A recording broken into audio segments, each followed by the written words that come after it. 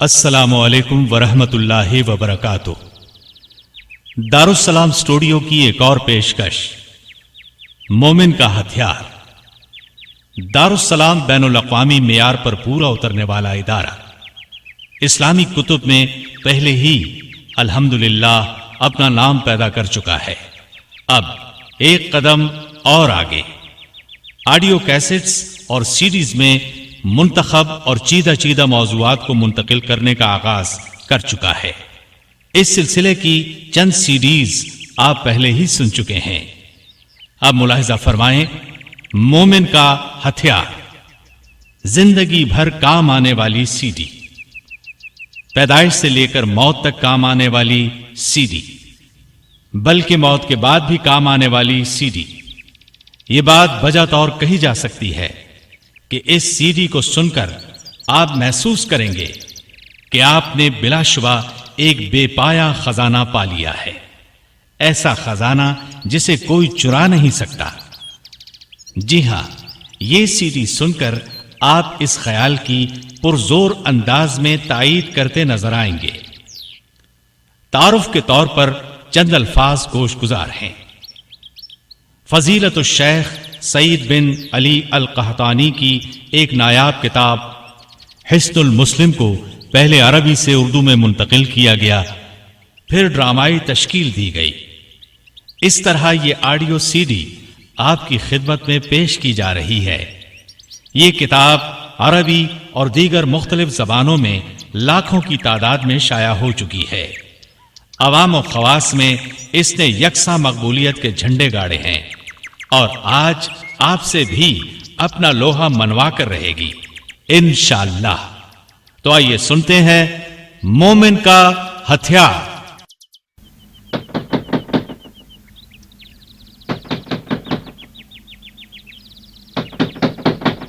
एक मिनट भाई, एक मिनट, आ रहा हूं। ओहो, मेरे दोस्त इफ्तिखार अहमद, ये आप हैं? हाँ, ये मैं हूँ। अस्सलाम वालेकुम। वालेकुम अस्सलाम। यकीन नहीं आ रहा इफ्तिखार अहमद, ये आप नहीं हो सकते। आपके चेहरे पर तो मैंने हमेशा ताजगी देखी है, जिंदगी से भरपूर चमक देखी है, जिसमें तेजी और तरारी देखी है। इस कदर ढीले ढाले तो तुम कभी नहीं थे। मेरे दोस्त, ये तुम्हें किसकी नजर लग गई? भाई, पहले तो तुम हर माह हमारे शहर का एक चक्कर जरूर लगा लिया करते थे, लेकिन इस बार तो गालिबन तुम 3 माह बाद आए हो। मैंने जब भी फोन किया, घर के अफराद ने यही बताया कि तुम घर पर नहीं हो। भाई जल्दी बताओ, मामला क्या है? भाई मुझे सांस तो ले लेने दो। तुमने तो ऊपर तले सवालात की बौछार कर दी। वाकई मैं दरअसल तुम्हारी ये हालत देखकर रह ना सका, होश उड़ गए मेरे तो। खैर, आओ आओ, पहले तुम अंदर चलकर आराम से बैठो, फिर अपनी सुनाओ। ओहो अबू, ये कौन साहब है? हद हो गई, तुमने अपने अंकल इफ्तिखार को नहीं पहचाना? क्या ये अंकल इफ्तिखार है? ये किस कदर बदल से गए हैं अबू? मैं इनसे यही पूछ रहा था कि तुम आ गए। आओ तुम भी बैठ जाओ, बल्कि अब्दुल अजीम हबीब किबरिया को भी बुलाओ, सब अपने अंकल से मिलो। जी अच्छा। अब्दुल अजीम, हबीब किबरिया, सब इधर ड्राइंग रूम में आ जाओ, अंकल इफ्तिखार आए हैं।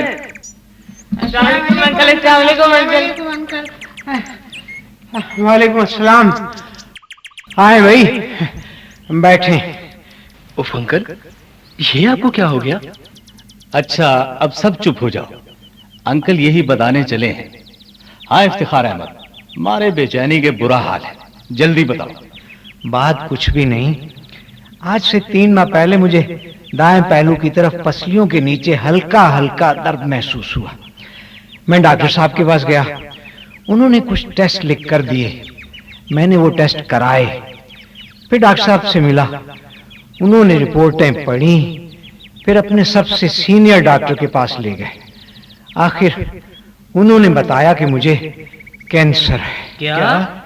हाँ, आप जानते हैं कैंसर कितना खौफनाक लफ्ज है।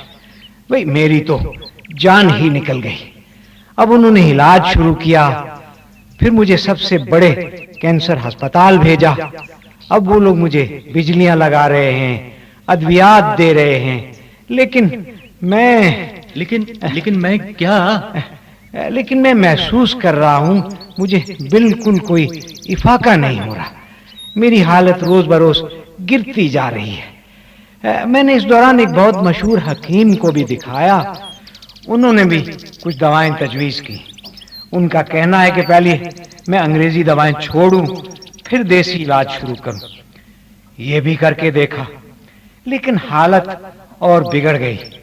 एक होम्योपैथिक डॉक्टर से भी मिला, उन्होंने भी अपनी कोशिश करके देख ली। मतलब ये कि किसी इलाज से भी कोई फायदे के आसार नजर नहीं आए। बस ये है मेरी दुख भरी कहानी। शायद मैं इस दुनिया में ज्यादा अरसा नहीं रहूंगा, लिहाजा मैंने सोचा अपने बचपन के दोस्त से तो मिला। नहीं, ऐसे बातें ना करो।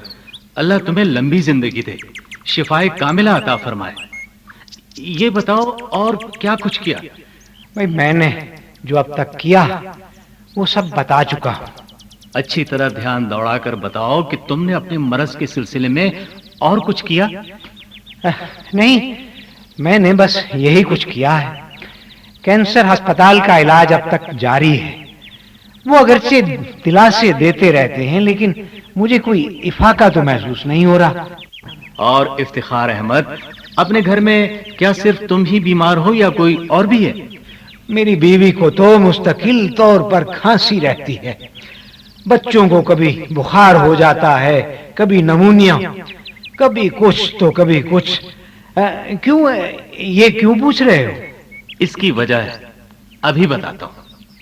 मेरे दोस्त, सच बताओ, जिस रोज से तुम्हें अपनी बीमारी का पता चला, तुमने उस रोज से अपनी बीमारी के लिए अल्लाह ताला से कितनी बार दुआ मांगी? दुआ? हाँ, दुआ। इसलिए कि दुआ तो मोमिन का हथियार है, इबादत का मग़ज़ है।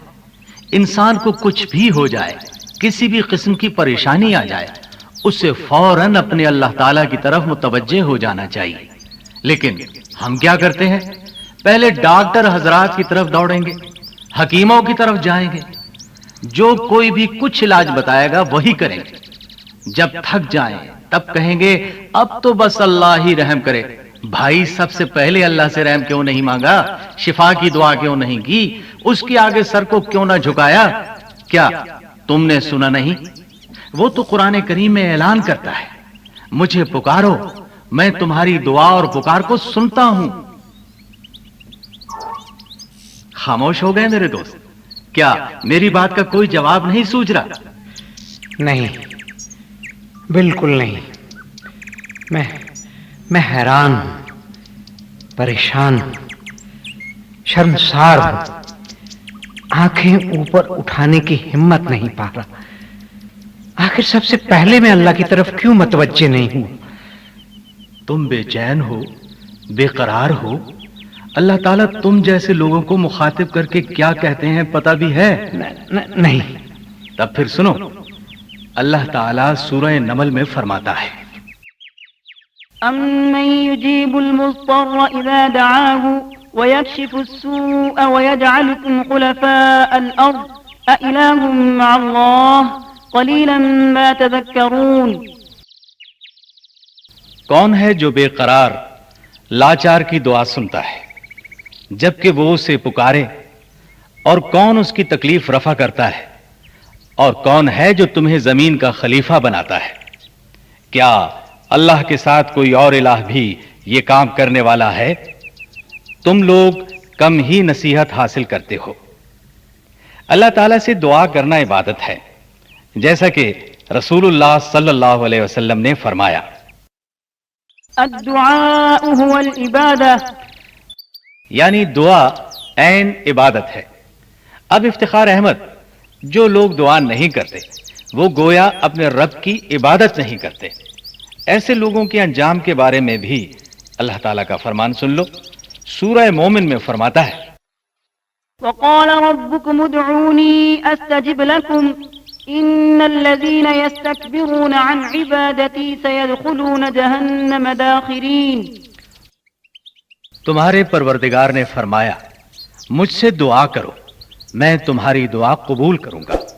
जो लोग घमंड में आकर मेरी इबादत से मुंह मोड़ते हैं, वो अनकरीब जलीलो ख्वार होकर जहन्नम में दाखिल होंगे। नहीं नहीं। तब फिर मेरे दोस्त, सब बातों को भूलकर सिर्फ और सिर्फ अल्लाह ताला से दुआ करो, वही शिफा अता फरमाने वाला है। ये डॉक्टर लोग तो सिर्फ दवा दे सकते हैं, शिफा नहीं। शिफा तो बस अल्लाह के हाथ है। यहां ये बात भी सुन लो, दुआ के कुछ आदाब हैं। अगर इन आदाब का ख्याल न रखा जाए तो दुआ कबूल नहीं होती, या ये कहना चाहिए कि ज्यादा इम्कान यही है कि ऐसी दुआ कबूल नहीं होती। एक मिनट अब्बू, ये मौजू तो हम सबके लिए अहम है, आप इसमें हमें भी शरीक कर लें, क्योंकि जब तक हम जिंदा हैं दुआ के बगैर तो फिर हमारा गुजारा भी मुमकिन नहीं। बहुत खूब, अब्दुल मतीन की बात शानदार है। ये मौजू इस कदर अहम है कि क्या कहूं। पूरी जिंदगी के हर लम्हे की दुआएं हमारे नबी करीम सल्लल्लाहु अलैहि वसल्लम ने हमें बताई हैं। अब देखो, हमें बैतुल खला में जाना है, ये भी बताया कि अंदर दाखिल होते वक्त क्या दुआ पढ़ी जाएगी, बाहर निकलते वक्त क्या पढ़ा जाएगा। गरज आप सल्लल्लाहु अलैहि वसल्लम ने तो 24 घंटों की दुआएं बताई हैं, तो क्यों ना मैं इब्तिदा से शुरू करूं। इसमें कुछ वक्त तो सर्फ होगा, लेकिन ये तमाम जिंदगी काम आने वाली बातें हैं और हमारी तमाम तर मुश्किलात का हल भी है। इस कदर नफे की बातें भला कौन सुनना पसंद नहीं करेगा। मेरे दोस्त, बिल्कुल ठीक कहा। मैं तो इस मकसद के लिए घंटों बैठने के लिए तैयार हूं। तब फिर सुनिए। सबसे पहले तो ये जान लें कि दुआ के कुछ आदाब हैं। जैसे हर काम करने का एक सलीका होता है, सलीके के बगैर अगर हम उस काम को करेंगे तो वो खराब होगा या मुकम्मल नहीं हो पाएगा। यही हाल दुआओं का है। नबी अकरम सल्लल्लाहु अलैहि वसल्लम ने जहां हमें कदम कदम की दुआएं बताई, वहां इस बात पर भी जोर दिया है कि दुरुस्त तरीके से मांगना बहुत जरूरी है। सबसे पहली बात यह है कि अल्लाह के सिवा किसी और से न मांगो। मसलन कुछ लोग बुजुर्गों के मज़ारात पर जाते हैं, चढ़ावे चढ़ाते हैं, मन्नतें मानते हैं, या पीरों फकीरों को ही सब कुछ तसव्वुर करने लग जाते हैं। ख्याल करते हैं कि बस सब कुछ उनके इख्तियार में है। ऐसे लोगों की दुआएं कबूल नहीं होती। अल्लाह ताला ने सूरह हज में इन घड़े हुए माबूदों की बेबसी बहुत खूबसूरत अल्फाज में बयान की है। फरमाता है, या अय्युहन्नास ضرب مثل فاستمعوا له إن الذين تدعون من دون الله لن يخلقوا ذبابا ولو اجتمعوا له وإن يسلبهم الذباب شيئا لا يستنقذوه منه ضعف الطالب والمطلوب۔ लोगों, एक मिसाल दी जाती है, गौर से सुनो। तुम अल्लाह को छोड़कर जिन माबूदों को पुकारते हो, वो सब मिलकर एक मक्खी भी पैदा करना चाहें तो नहीं कर सकते, बल्कि अगर मक्खी उनसे कोई चीज छीन ले जाए तो उसे छुड़ा भी नहीं सकते। मदद चाहने वाले भी कमजोर और जिनसे मदद चाही जाती है वो भी कमजोर। यानी माबूदाने बातिल इतने तही दामन हैं कि वो किसी चीज के खालिक हैं न मालिक। फिर सूरह फातिर में इरशाद बारी ताला है, ज़ालिकुमुल्लाहु रब्बुकुम लहुल मुल्क वल्लज़ीना तदऊन मिन दूनिही मा यमलिकून मिन क़ित्मीर। वही अल्लाह तुम्हारा रब है, बादशाही उसी की है। उसे छोड़कर जिन दूसरों को तुम पुकारते हो वो खजूर की गुठली के छिलके के भी मालिक नहीं। इन तमाम दलाइल से साबित हुआ कि दुआ सिर्फ अल्लाह ताला से करनी चाहिए। वही सुनता, कबूल करता और मुराद को बर लाता है, क्योंकि वही तन्हा तमाम इख्तियारात का मालिक है। अल्लाह अकबर। मैं भी किन चक्रों में पड़ा रहा। किसी ने कहा फलां बुजुर्ग के मज़ार पर जाओ, तुम्हें शिफा हो जाएगी। फलां बुजुर्ग के मज़ार की मट्टी लेकर चाटो, तुम्हारा मरज दूर हो जाएगा। यही असल गुमराही है। जब इंसान अल्लाह को छोड़ देता है तो अल्लाह भी उससे मुंह फेर लेता है। हाँ, तो बात हो रही थी दुआओं के आदाब की। दुआ के बहुत से आदाब हैं। दुआ के कबूल होने के लिए सबसे पहले अल्लाह ताला की हम्दो सना बयान करना, उसकी बड़ाई बयान करना, फिर नबी करीम सल्लल्लाहु अलैहि वसल्लम पर दुरूद भेजना चाहिए। حضرت فضالہ بن عبید رضی اللہ تعالی عنہ بیان کرتے ہیں کہ ایک روز رسول اللہ صلی اللہ علیہ وسلم مسجد میں تشریف فرما تھے کہ ایک شخص آیا، اس نے نماز پڑھی اور دعا کی، اللهم اغفر لي وارحمني. اے اللہ مجھے بخش دے اور مجھ پر رحم فرما. یہ سن کر رسول اللہ صلی اللہ علیہ وسلم نے فرمایا، عجلت أيها المصلي إذا صليت فقعدت فاحمد الله لما هو أهله وصل علي ثم ادعه. اے نمازی تم نے عجلت کی، جب تم نماز پڑھ کر بیٹھو تو اللہ کے شایان شان حمد بیان کرو، مجھ پر درود بھیجو، پھر دعا کرو. پھر اس کے بعد ایک اور شخص نے نماز پڑھی، پھر اس نے اللہ تعالیٰ کی حمد بیان کی اور نبی صلی اللہ علیہ وسلم پر درود بھیجا، تو نبی صلی اللہ علیہ وسلم نے اسے فرمایا، أيها المصلي ادع تجب. اے نمازی دعا کر قبول ہوگی. یہ تو پھر ابا جان دعا کی مقبولیت کے لیے کلیہ ہو گیا. بالکل. حضرت ابو ہریرہ رضی اللہ عنہ بیان کرتے ہیں کہ ایک شخص کو آپ صلی اللہ علیہ وسلم نے ان الفاظ میں دعا کرتے سنا، اللهم إني أسألك بأني أشهد أنك أنت الله لا إله إلا أنت الأحد الصمد الذي لم يلد ولم يولد ولم يكن له كفوا أحد. الہی میں تجھ سے سوال کرتا ہوں کیونکہ میں گواہی دیتا ہوں کہ آپ اللہ تعالی ہیں، آپ یکتا اور بے نیاز ہیں، آپ کے سوا کوئی معبود حقیقی نہیں، جس کی اولاد ہے نہ والدین اور نہ کوئی اس کا ہمسر ہے. یہ سن کر رسول اللہ صلی اللہ علیہ وسلم نے فرمایا، لقد سألت الله بالاسم الذي إذا سئل به أعطى وإذا دعي به أجاب. اس کا ترجمہ یہ ہے، تم نے اللہ تعالیٰ سے اس کے ایسے نام سے سوال کیا ہے کہ جب اس نام کے ساتھ سوال کیا جاتا ہے تو وہ عطا کرتا ہے، اور جب اس کے ذریعے دعا کی جاتی ہے تو وہ قبول کرتا ہے. گویا یہ اسم اعظم ہے. دعا کا ایک ادب یہ ہے کہ بار بار دعا کی جائے، اس سے دعا کرنے والے کی طلب ظاہر ہوتی ہے. رسول اللہ صلی اللہ علیہ وسلم نے ارشاد فرمایا، جو شخص 3 بار جنت کا سوال کرے تو جنت کہتی ہے اے اللہ اسے جنت میں داخل کرنا، اور جو شخص 3 بار آگ سے پناہ طلب کرے آگ کہتی ہے اے اللہ اسے آگ سے بچا. آپ سب توجہ سے سن رہے ہیں نا؟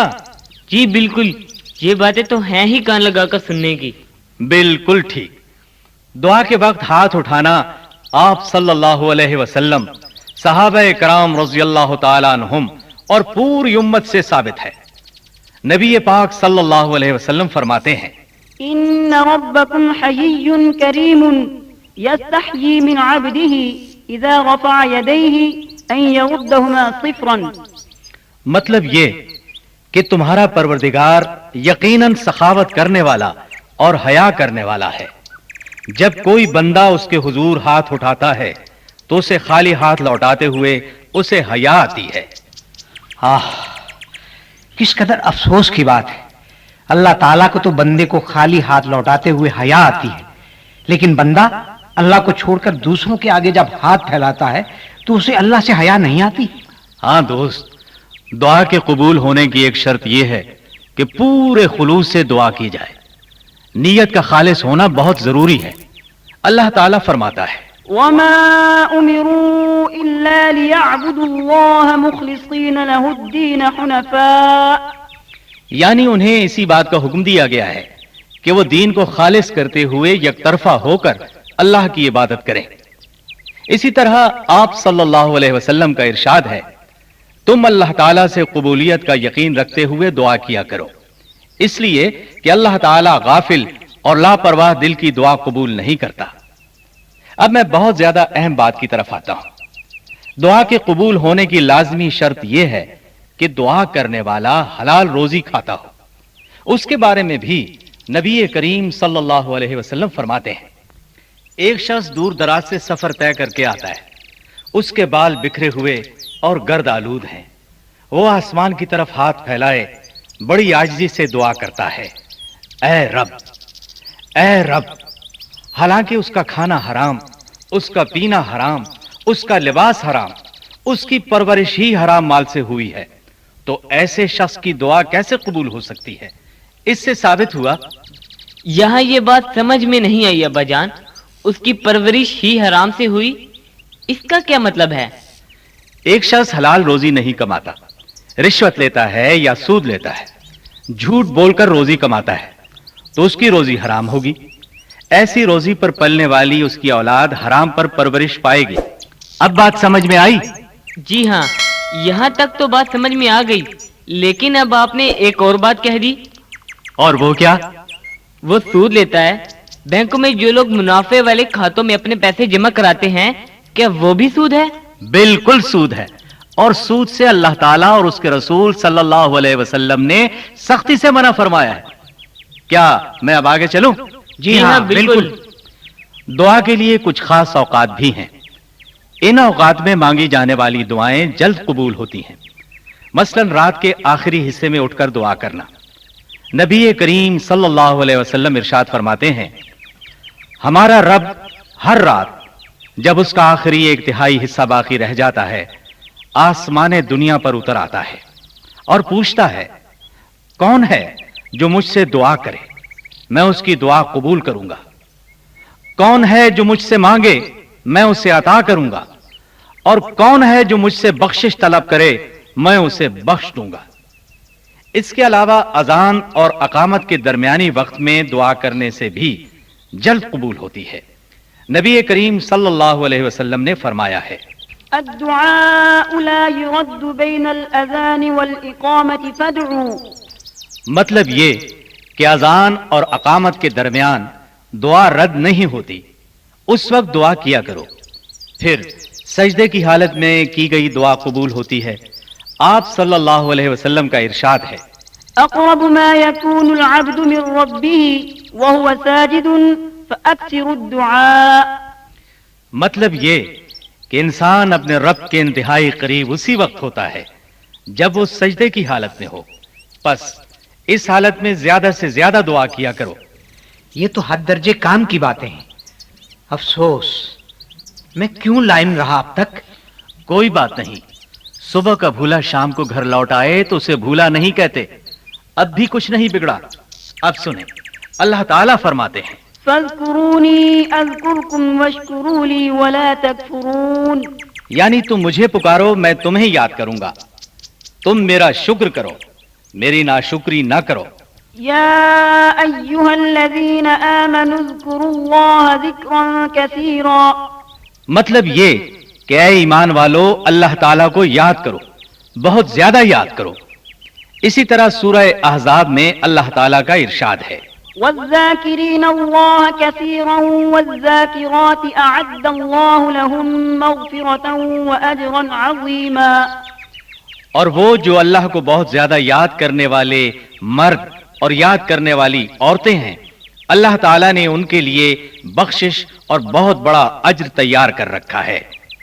اسی طرح اللہ تعالیٰ سورہ آراف میں فرماتے ہیں، واذكر ربك في نفسك تضرعا وخيفة ودون الجهر من القول بالغدو والآصال ولا تكن من الغافلين۔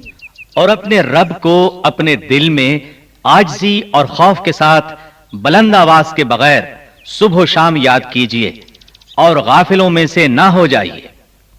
اسی طرح آپ صلی اللہ علیہ وسلم ارشاد فرماتے ہیں، مثل الذي يذكر ربه والذي لا يذكر ربه مثل الحي والميت ألا أنبئكم بخير أعمالكم وأزكاها عند مليككم وأرفعها في درجاتكم وخير لكم من إنفاق الذهب والورق وخير لكم من أن تلقوا عدوكم فتضربوا أعناقهم ويضربوا أعناقكم قالوا بلى قال ذكر الله تعالى۔ اس شخص کی مثال جو اپنے رب کا ذکر کرتا ہے، اور جو اپنے رب کا ذکر نہیں کرتا زندہ اور مردہ کی طرح ہے، یعنی ذکر کرنے والا زندہ کی طرح ہے اور ذکر نہ کرنے والا مردے کی طرح۔ کیا میں تمہیں ایسا عمل نہ بتا دوں جو تمہارے سب اعمال سے بہتر ہے؟ تمہارے شہنشاہ کے ہاں سب سے پاکیزہ، تمہارے درجات میں سب سے بلند، اور تمہارے لیے سونا چاندی صدقہ کرنے سے بہتر ہے، بلکہ تمہارے لیے اس سے بھی بہتر ہے کہ تمہارا مقابلہ تمہارے دشمن کے ساتھ ہو، تم ان کی گردنیں اڑاؤ اور وہ تمہاری گردنیں اڑائیں۔ صحابہ کرام رضی اللہ عنہم نے عرض کیا، کیوں نہیں، ضرور بتائیں۔ آپ صلی اللہ علیہ وسلم نے فرمایا، وہ ہے اللہ کا ذکر۔ اور آپ صلی اللہ علیہ وسلم فرماتے ہیں، يقول الله تعالى أنا عند ظن عبدي بي وأنا معه إذا ذكرني فإن ذكرني في نفسه ذكرته في نفسي وإن ذكرني في ملأ ذكرته في ملأ خير منهم وإن تقرب إلي شبرا تقربت إليه ذراعا وإن تقرب إلي ذراعا تقربت إليه باعا وإن أتاني يمشي أتيته هرولة۔ اللہ تعالیٰ کا ارشاد ہے، میں اپنے بندے کے اس یقین کے مطابق ہوں جو وہ میرے متعلق رکھتا ہے، اور جب وہ مجھے یاد کرتا ہے تو میں اس کے ساتھ ہوتا ہوں۔ اگر وہ مجھے دل میں یاد کرتا ہے تو میں اسے دل میں یاد کرتا ہوں، اور اگر وہ مجھے محفل میں یاد کرے تو میں اسے اس کی محفل سے زیادہ بہتر محفل میں یاد کرتا ہوں، اور اگر وہ میرے قریب ایک بالشت آئے تو میں ایک ہاتھ اس کے قریب آتا ہوں، اگر وہ ایک ہاتھ میرے نزدیک آئے تو میں دونوں بازوؤں کے پھیلاؤ کے برابر اس کے نزدیک آتا ہوں، اور اگر وہ میرے پاس چل کر آئے تو میں اس کے پاس دوڑ کر آتا ہوں۔ اللہ اللہ، وہ کتنا مہربان ہے، یہ آج پتا چلا۔ اور سنیے، حضرت عبداللہ بن بسر رضی اللہ عنہ فرماتے ہیں، أن رجلا قال يا رسول الله إن شرائع الإسلام قد كثرت علي فأخبرني بشيء أتشبث به قال لا يزال لسانك رطبا من ذكر الله۔ ایک آدمی نے کہا، اے اللہ کے رسول صلی اللہ علیہ وسلم، میرے ذمے اسلام کے احکام بہت زیادہ ہو گئے ہیں، لہٰذا آپ مجھے کوئی ایسی چیز بتائیں جسے میں مضبوطی سے پکڑ لوں۔ آپ صلی اللہ علیہ وسلم نے فرمایا، تمہاری زبان ہمیشہ اللہ تعالیٰ کے ذکر سے تر رہنی چاہیے۔ پھر آپ صلی اللہ علیہ وسلم کا ارشاد ہے، من قرأ حرفا من كتاب الله فله به حسنة والحسنة بعشر أمثالها لا أقول ألف لام ميم حرف ولكن ألف حرف ولام حرف وميم حرف۔ یعنی جو شخص اللہ کی کتاب میں سے ایک حرف پڑھے تو اس کے لیے اس کے بدلے میں ایک نیکی ہے، اور وہ نیکی اپنے جیسی 10 نیکیوں کے برابر ہے۔ میں نہیں کہتا کہ الف لام میم ایک حرف ہے، بلکہ الف ایک حرف ہے، لام دوسرا حرف ہے، میم تیسرا حرف ہے۔ مطلب یہ کہ الف لام میم کہنے سے 30 نیکیاں ملیں گی۔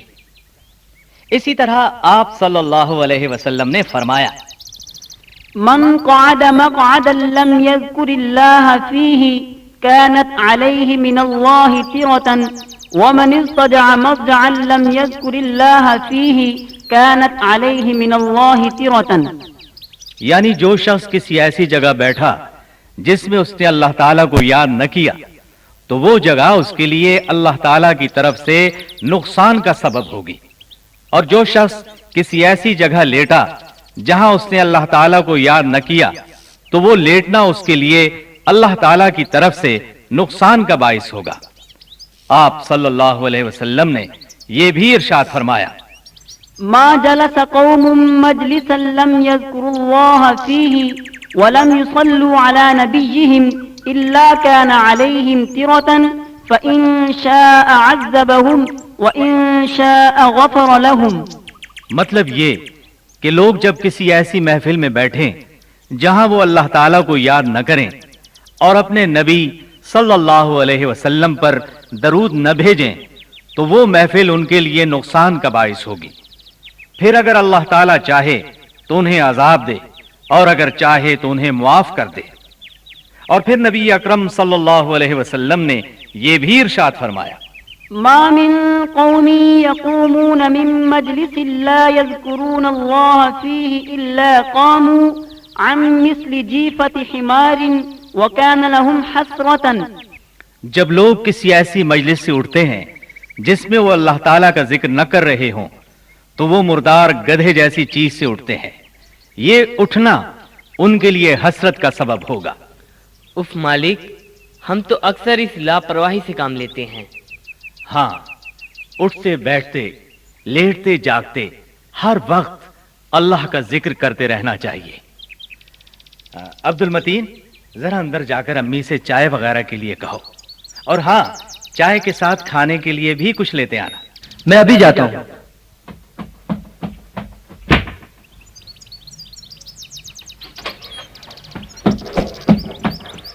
لیجیے، چائے حاضر ہے. اور ہاں ابو، ساتھ والے کمرے میں امی جان اور باجی بھی ہماری یہ گفتگو سن رہی ہیں.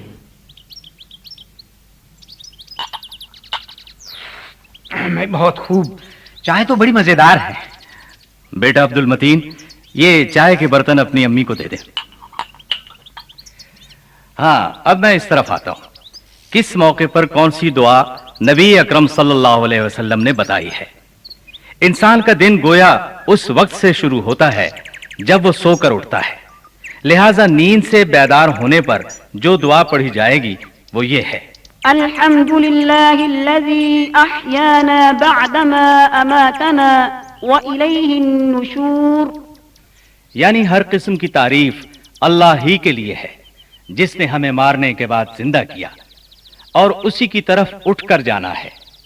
بیدار ہونے پر ایک یہ دعا بھی پڑھ سکتے ہیں: الحمد لله الذي عافاني في جسدي وغض علي روحي وأذن لي بذكره. ترجمہ اس کا یہ ہے: ہر قسم کی تعریف اللہ ہی کے لیے ہے جس نے مجھے جسمانی عافیت نصیب فرمائی، میری روح مجھے واپس کی اور مجھے اپنی یاد کی اجازت دی. کس قدر اچھی باتیں ہیں. اب باری آتی ہے لباس پہننے کی دعا کی. وہ یہ ہے: الحمد لله الذي كساني هذا الثوب ورزقنيه من غير حول مني ولا قوة. ترجمہ اس کا یہ ہے: ہر قسم کی تعریف اللہ ہی کے لیے ہے جس نے مجھے یہ لباس پہنایا اور اس نے مجھے میری ذاتی قوت اور طاقت کے بغیر عنایت فرمایا. اور جب کوئی نیا لباس پہنے تو یہ دعا پڑھے: اللهم لك الحمد أنت كسوتنيه أسألك من خيره وخير ما صنع له وأعوذ بك من شره وشر ما صنع له. یعنی اے اللہ، تیرے ہی لیے ہر قسم کی تعریف ہے. تو نے مجھے یہ پہنایا، میں تجھ سے اس کی بھلائی کا سوال کرتا ہوں اور اس کام کی بھلائی کا جس کے لیے یہ بنایا گیا ہے، اور میں تیری پناہ میں آتا ہوں اس کے شر سے اور اس کام کے شر سے جس کے لیے اسے بنایا گیا ہے. یہ دعا اس شخص کی ہے جو نیا لباس پہنے. اگر ہم کسی کو نیا لباس پہنے دیکھیں تو اس کے لیے یوں دعا کریں: تبلي ويخلف الله تعالى البس جديدا وعش حميدا ومت شهيدا. یعنی تم اسے بوسیدہ کرو اور اللہ تعالیٰ تمہیں اس کے بدلے میں اور دے. نیا لباس پہنو، قابل تعریف زندگی بسر کرو اور شہادت کی موت پاؤ. واہ، کس قدر خوبصورت دعا ہے. جی چاہتا ہے کوئی ہمیں بھی دے. میں وعدہ کرتا ہوں بھائی، اب آپ جس دن نیا لباس پہنیں گے میں آپ کو یہ دعا ضرور دوں گا. اور ابو، لباس اتارتے وقت کیا دعا پڑھی جاتی ہے؟ بسم اللہ. اور اب سنیں بیت الخلاء میں داخل ہونے کی دعا. بسم اللہ. اللهم إني أعوذ بك من الخبث والخبائث. مطلب یہ کہ اللہ کے نام کے ساتھ، اے اللہ تیری پناہ میں آتا ہوں خبیثوں اور خبیثنیوں سے. اور بیت الخلاء سے نکلنے کی دعا یہ ہے: غفرانک. یعنی تیری بخشش چاہتا ہوں.